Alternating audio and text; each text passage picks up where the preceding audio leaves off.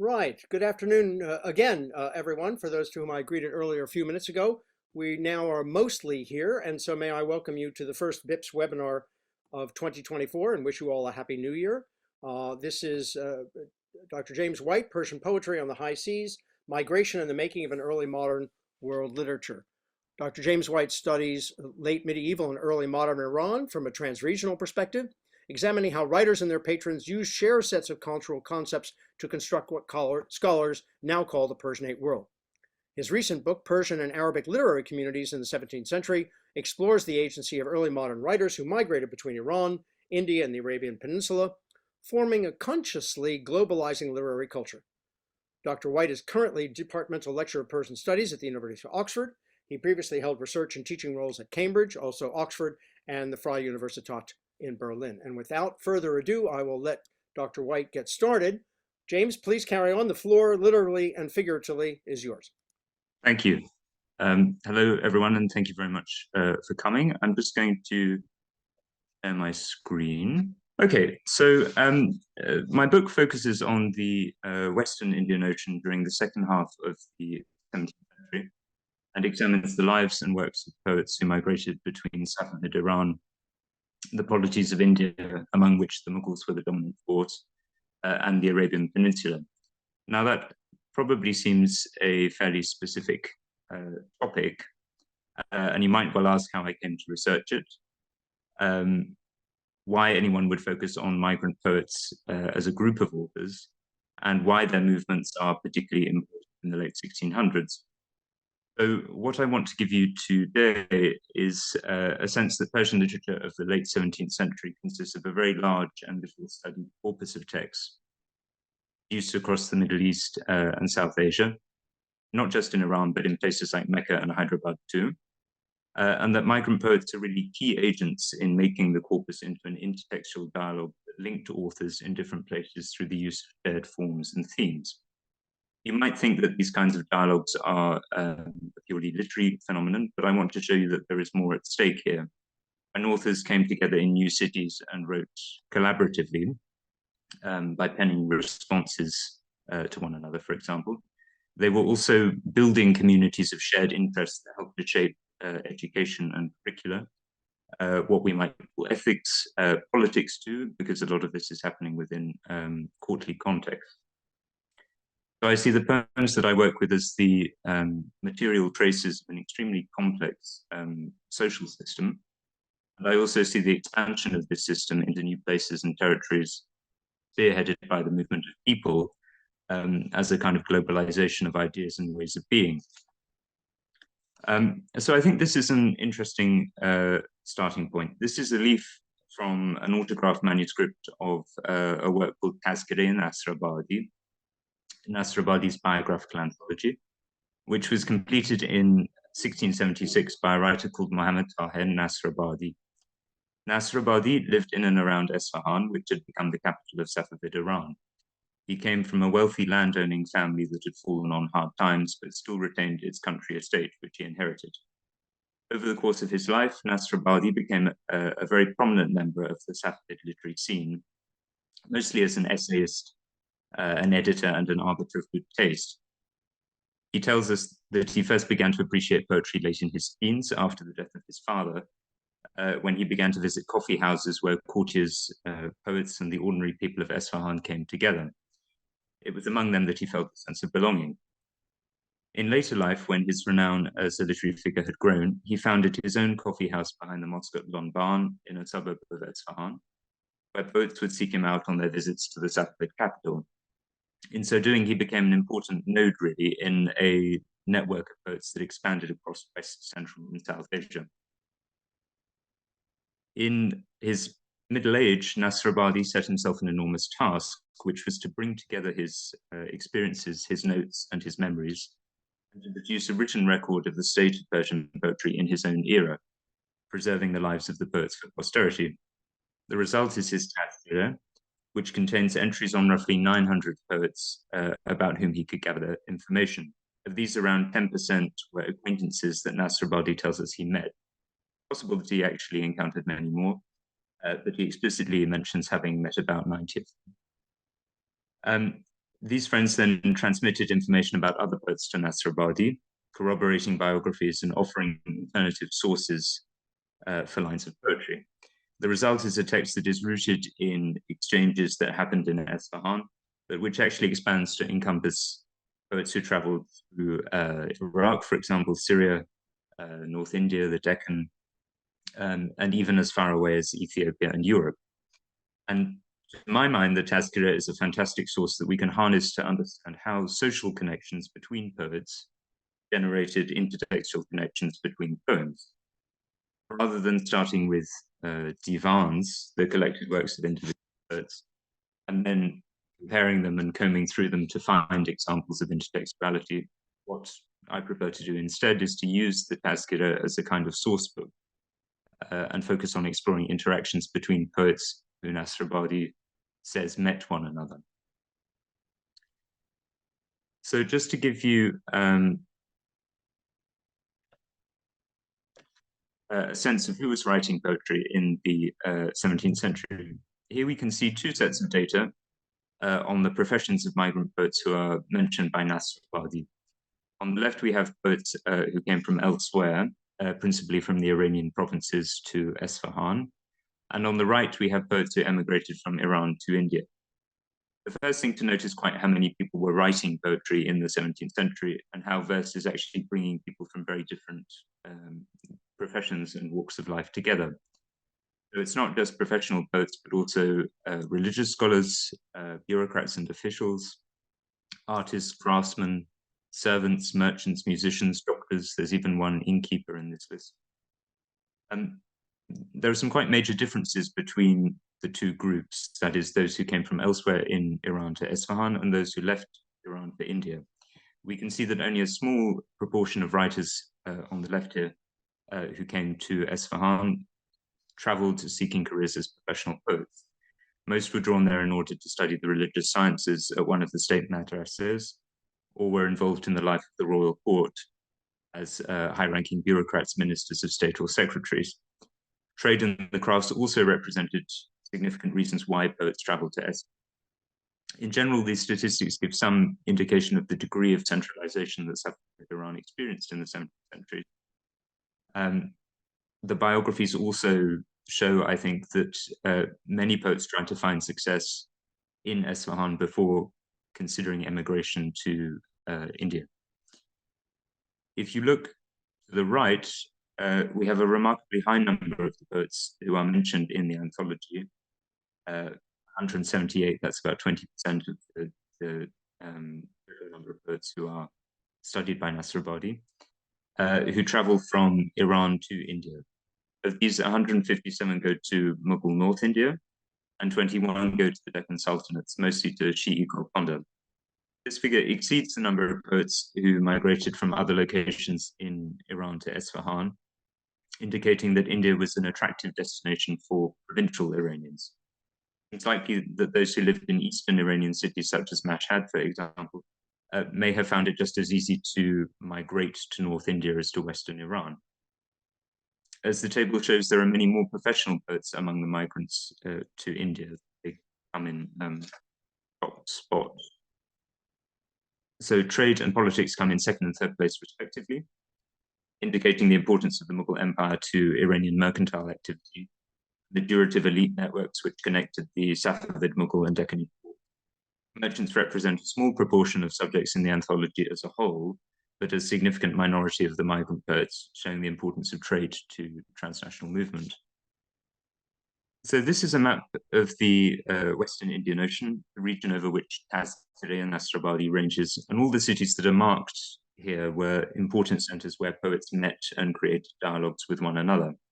We tend to have quite a rigid view of the context in which poetry was written and where it was shared. In earlier historical periods, the classic place that people think of is at an imperial court.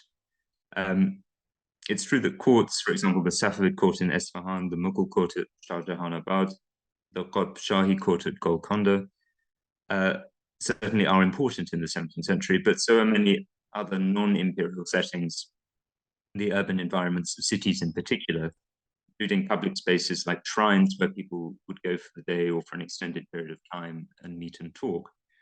In Iran, you have places like the Shrine of the Imam Reza at Mashhad, which becomes maybe an unexpected center of literary exchange. In Isfahan, you have coffee houses. In Kashan, you have public gardens. All of these places become integral to poetic creativity, both on a demographic level, i.e. the professions of the people who are composing poetry, and in terms of space. Poetry is bringing together a huge proportion of early modern Persian-speaking societies. We also need to think a little bit about borders, because although they were controlled, I mean borders between states, people were constantly moving in search of opportunities and employment. So it's not just the central provinces of Iran or India or elsewhere literary activity. Kabul, for example, which was the most northerly city in the Mughal Empire and near the Safavid border, becomes quite a major center for Persian poetry at this time. Now, in writing the book and trying to investigate the links between the different poets that Nasrabadi mentions, I've had to use a lot of manuscripts of poetry. That's partly to do with the fact that not that much 17th century poetry has been edited and published. But one of the main points that I'd really like to reinforce is that the world that I am talking about is one in which literary text and manuscript culture were inseparable from one another.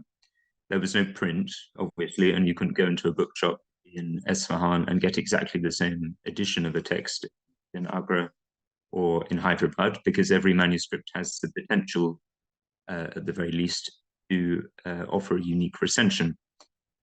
It's the uniqueness of manuscripts, but also how they carry additional information such as marginalia about when or why a poem was written. That means that if we rely on modern print editions alone, we lose a huge amount of very useful information that tells us why and for whom people were writing. And we also severely limit the number of connections that we can make between texts, because we're not examining the unpublished material, which in this case, the majority of the corpus. So we really have to incorporate manuscripts into our research.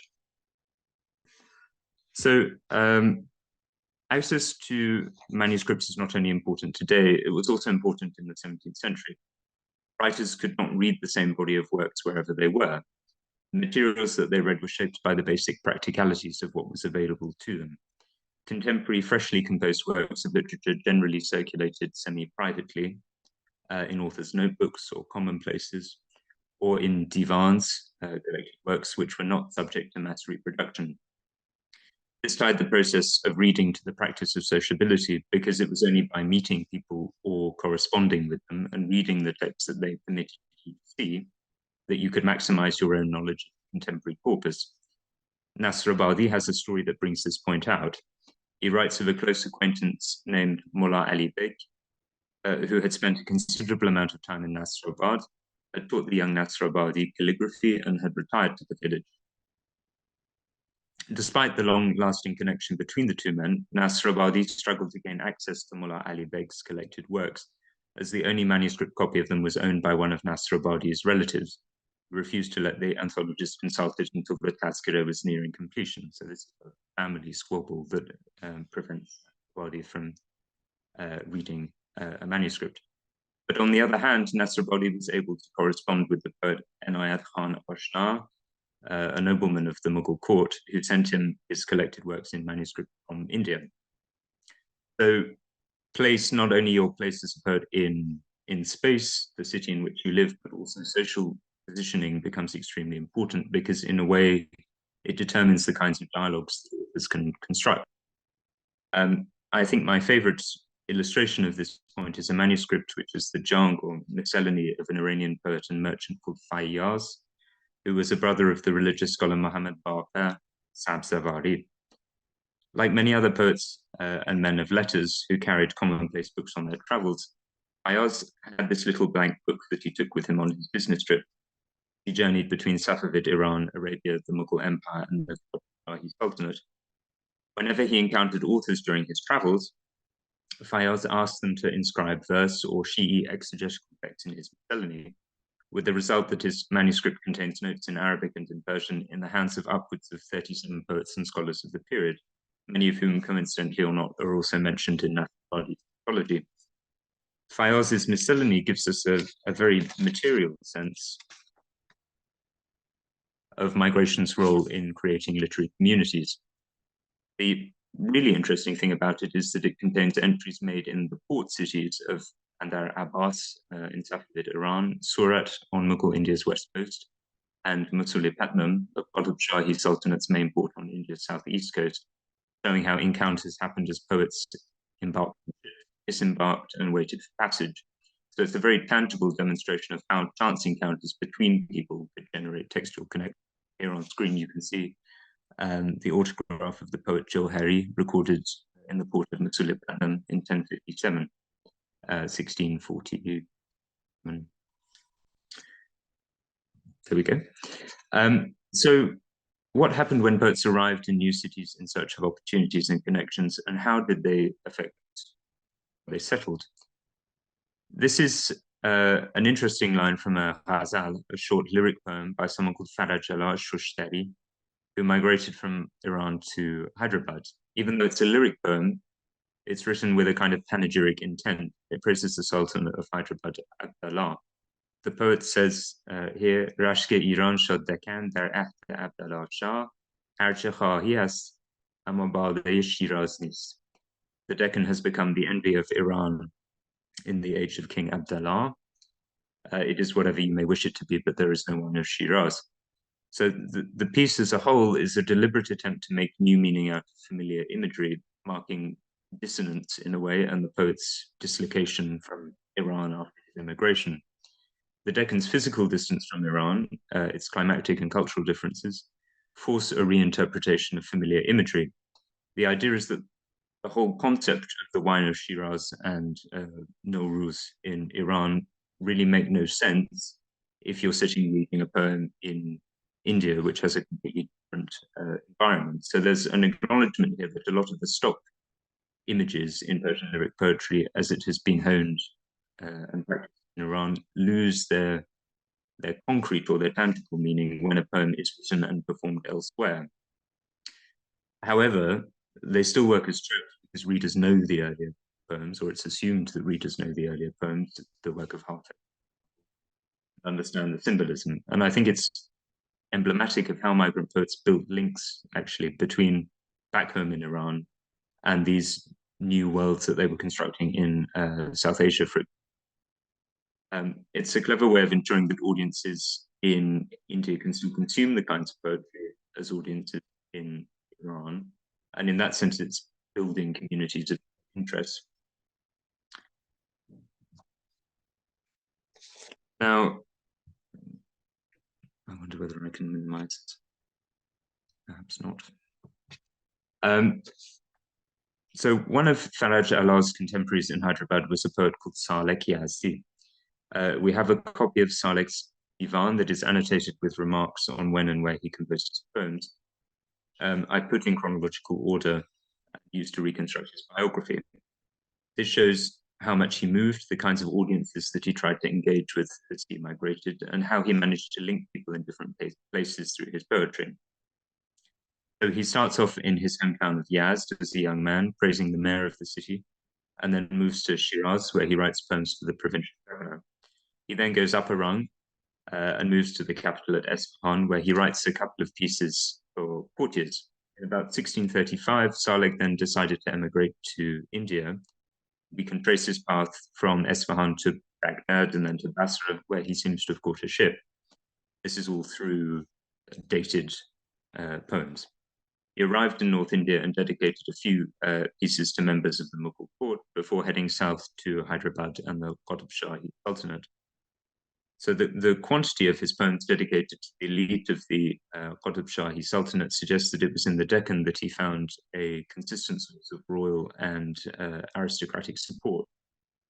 He writes pieces for Sultan Abdallah himself, some of which are eulogies, but others are occasional poems. So, for example, he chronicles the king's of palaces and gardens. But Saleh's major patrons were Mir Muhammad Saeed Ardasai, who was the Mir Jamle or Prime Minister of Golconda, and Mir Muhammad Said's son, Muhammad Amin. Now, the Mir Jamle famously double-crossed the Qutb Shahi Sultanate and collaborated with the Mughals, after which he was expelled from the Deccan and had to head north to Delhi. And because Saleh was his protege, the Pope was too. So we find him in Delhi in about 1655, where he praises a whole series of Mughal noblemen, and eventually he dies there. So his life is really dedicated to travel and to searching for new opportunities. But that's not at all exceptional to the period. Many of the poets whom Nasr Abadi mentions experienced that, a similar degree of mobility. But the point is that it is exactly poets like Saleh, those who move between different places, who are feeding audiences as far apart as Baghdad and Hyderabad with the same kinds of expectations about how leadership, just rule, questions of morality, for example, should be represented in poetry. They're linking these different places together. And we don't really think about it that much, but this kind of globalization of aesthetic practices is I think, quite remarkable. On the other hand, though, we often see shared identities which are part of a globalizing culture of ethics coming into conflict with the boundaries instituted by early modern political dispensations. We see this particularly clearly in a text entitled Tarikh Keshi-Khane Humayun, The History of the Royal Guardhouse, which was completed in Esfahan in 1698 by the poet Nur ud-Din Muhammad Sharif Kashani, who died in about 1712, known by his Takhalos Najib. Najib himself features in Nasr Abadi's Tazkira as a young man, the son of a draper from Kashan, who had arrived in Esfahan several years before the compilation of the anthology. His history is a remarkable account of Najib's interactions with the Mughal prince Jalal ad-Din Akbar, who died in 1707, the third son of the Emperor Aurangzeb. Akbar shouldn't be confused with his forebear, the third Mughal emperor, the Great, who died in 1705. For a time, Prince Akbar acted as governor of Kashmir, and it was there that he first encountered Najib, who had emigrated to India and entered Akbar's service as a court poet in around 1676. In 1679, Akbar attempted to stage a coup against Aurangzeb, but the plot failed, and Akbar was forced to flee to the border town of Kandahar, which the Safavids had taken from the Mughals in 1648. Now, Akbar's matrilineal kinship with the Safavids made Iran the obvious destination asylum, but it was only in 1688, after about 9 years on the periphery of the empire, that the Safavid Shah Suleiman allowed him to come to Isfahan. There, three courtiers who had prior association with Akbar, one of whom was Najib, were appointed to attend the prince in watches on alternate days of the week. Ostensibly, this was to keep him company, but also, obviously, it was to collect information on him. Najib, who must have spent a total of about 800 watches with Akbar over the course of the prince's 8 years in the Safavid capital, recorded the discussions that they had in his history, which was written for the Grand Vizier and former court historiographer Muhammad Tahir Vahid. The narratives of the watches follow the daily life of Akbar and his entourage in Isfahan as they moved through spaces ranging from Akbar's lodgings to the gardens of Iranians who had returned from India. Now, Tarikh Keshi-Khane Humayun is full of moments that speak to how a transregional Persian culture was both maintained and constantly undermined as Akbar and his interlocutor muse on contrasting groups of power, consider sectarian differences, and use humor to both connect with and distinguish themselves from one another. So in one episode, Akbar goes with his entourage to the house of Mirza Ahmad, a Safavid courtier from an eminent Mughal family, and the party relaxes by fishing in a stream running through Mirza Ahmad's garden. The exiled pretender to the Mughal throne catches several fish, which he lays out on the edge of the stream.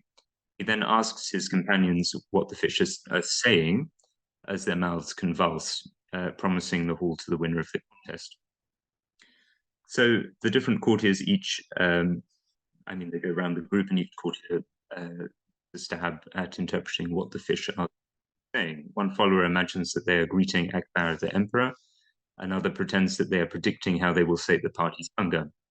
Akbar himself jokes that they are asking why he has forsaken sea fishing to dredge a narrow channel, which is a sort of veiled comment on his diminished circumstance and come from being Prince of India to living in exile. Najib, picking up on this, retorts, no, they're saying something else, that sea fishing has its season, but that it requires the aid of Noah's Ark, Safine Nuh.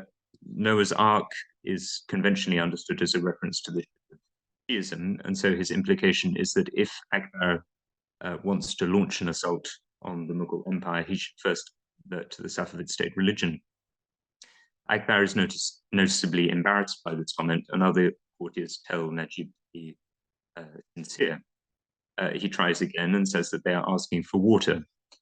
One of the courtiers complains that his own guess was far more on point and astute, and Najib delivers his punchline, which is obviously the intention of the whole sequence.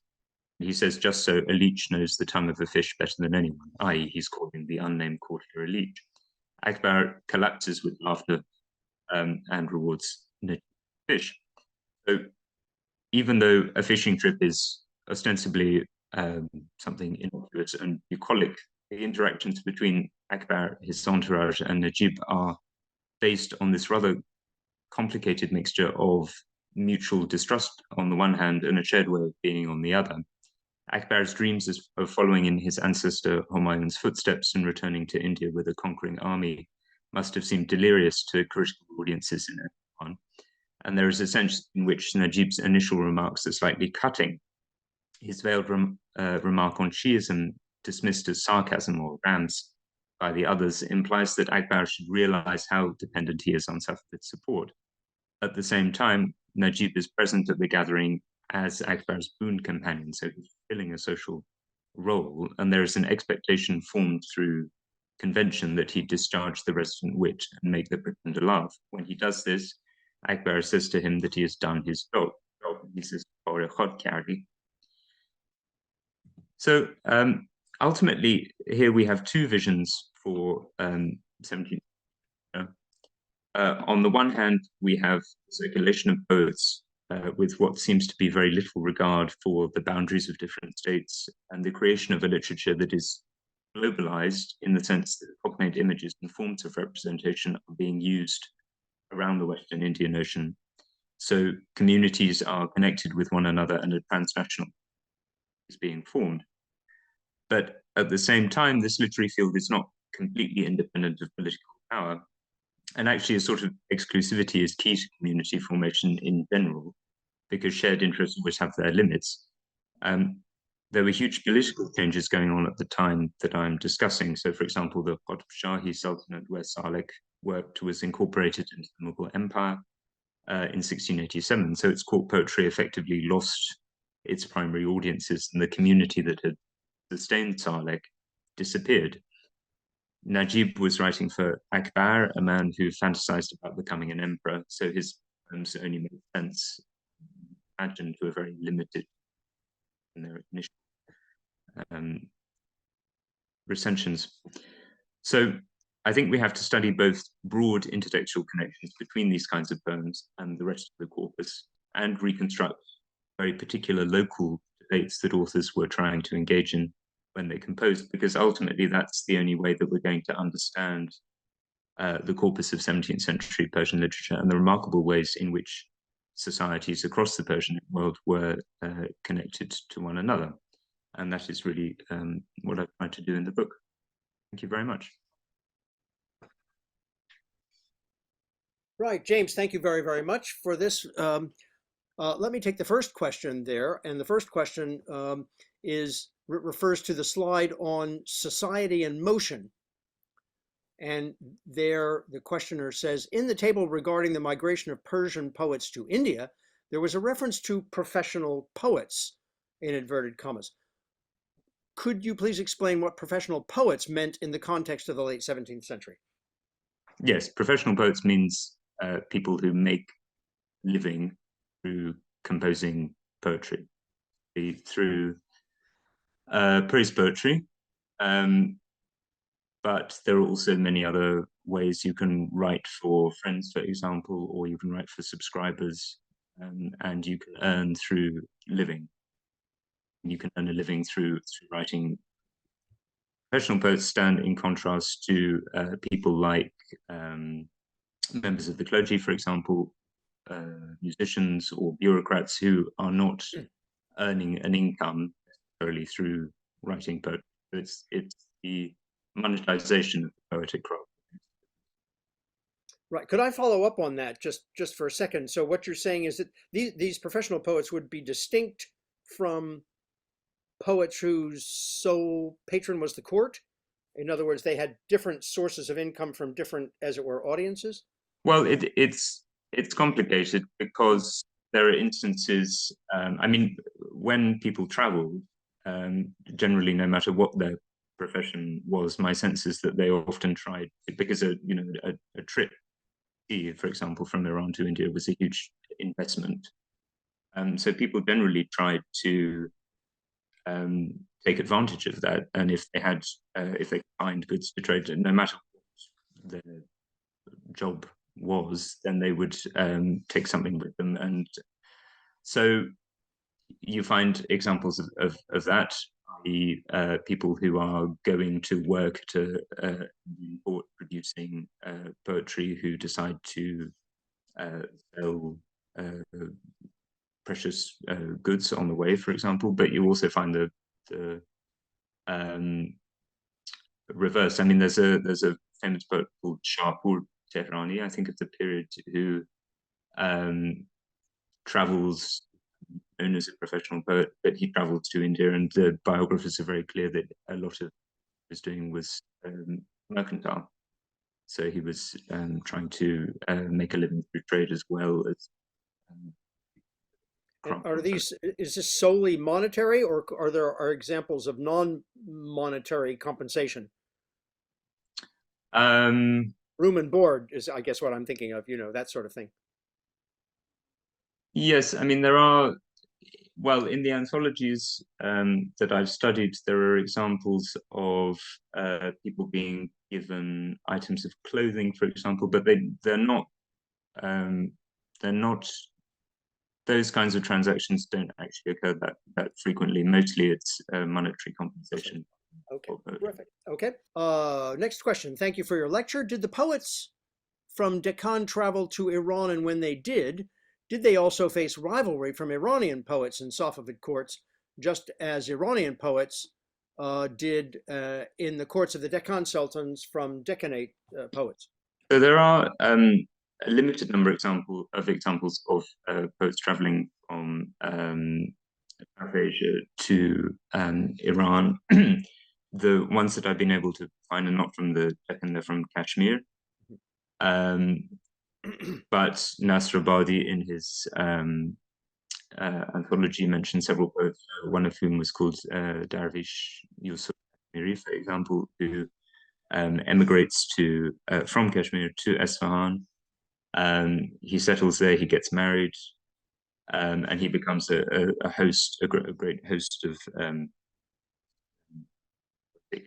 gatherings. So he's kind of fully integrated into the Safavid literature, and there's no implication at all that he was looked down on because he was a foreigner or anything like that. Okay, thank you very much. Right, next question. Thank you for your inspiring lecture. I was wondering, what is the cultural or political motivation of the Mughal Empire to attract and patronize migrated Iranian poets in the 17th century?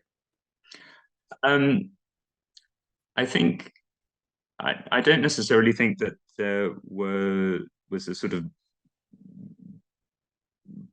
board of Mughal elites who were sitting around planning things, saying we need to attract poets from Iran. I think everything is significantly more organic than that. I mean, when you think about the composition of Mughal elites in the first place, so many families come from Iran because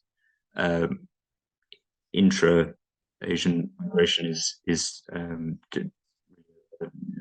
life in this period, and so I think it would have been perfectly natural for people, poets in Iran, to say, yes, I'm going to go and try my luck in India, because many would have had family connections already. Many would have been involved in businesses that were already trading there. It was a natural extension of the world.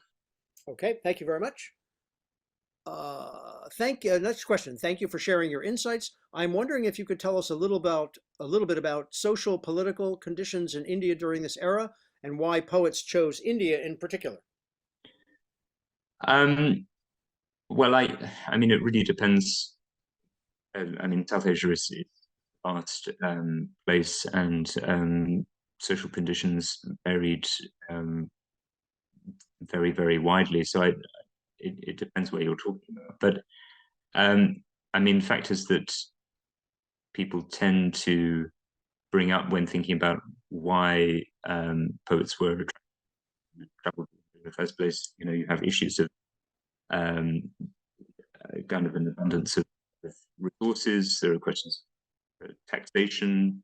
There's simply the fact that there are so many different courts, provincial rulers, governors. All of these meant a multiplicity of centers that poets could travel by their which India.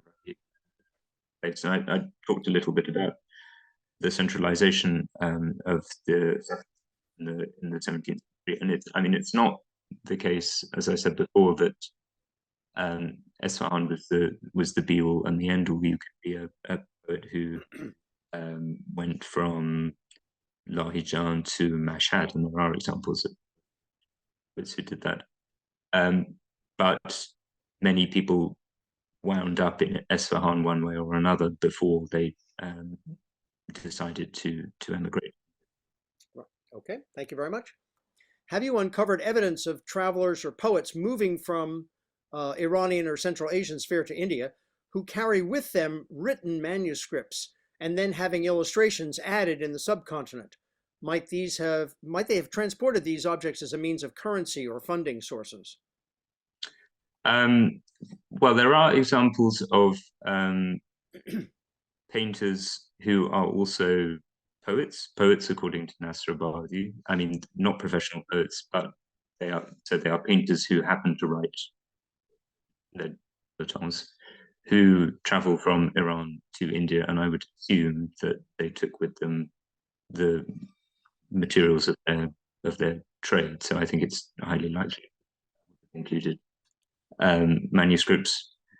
I can't speak about the circulation of style painting, for example, and how Iran at this time connects with painting in Mughal India. Okay, thank you. Question here, could you comment on the presence of scholars, bureaucrats, etc., from Arabic and Turkish background in India, mostly from the Ottoman Empire, and any sort of rivalry with the Iranians present in the subcontinent that there might have been? Yeah, so half the book actually is devoted to Arabic poetry, and I have a chapter on a figure called Ibn Ma'sum al-Madani, who was of Iranian descent. He was descended from a Safavid princess. His father grew up in Mecca and then emigrated to Hyderabad to become the prime minister of Golconda.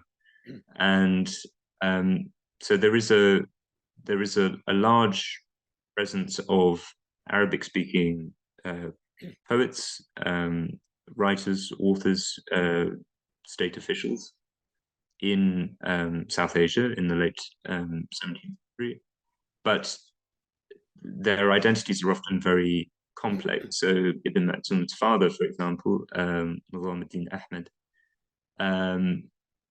would have, even though he spoke Arabic with his son and with his close entourage, would have probably fit easily, being of Iranian and into the politics of the port of Hyderabad, and it's pretty clear that the family also spoke Persian. So we have to think about multilingualism and differing identities, I guess, which might not align. James, may I thank you so very, very much Thank for you. this discussion, an absolutely excellent discussion. Lots of wonderful questions. There were a few I wasn't able to get to, for which I apologize to questioners. Again, a happy new year, happy 2024, and a good evening or a good morning or a good afternoon, depending upon where you are. Thank you very much, everyone. Bye-bye now.